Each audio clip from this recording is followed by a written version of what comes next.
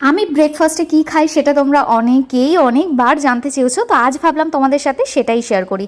একটা বাটিতে আমি কিছুটা পরিমাণ আমুলের টক দই নিয়েছি। টক দই কিন্তু পেটের জন্য খুব ভালো, আর আমি কিন্তু এখন রেগুলার এটা খাই। আর এই যে চামচটা দেখছো, চামচের 2.5 চামচ মতো আমি এর মধ্যে ওটস অ্যাড করে দিই।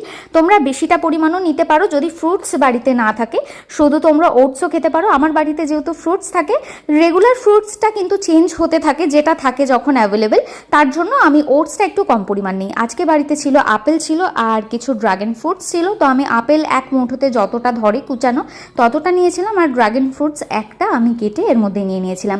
জিনিসটা কিন্তু ভীষণই কালারফুলও হয় আর ভীষণ হেলদিও হয়।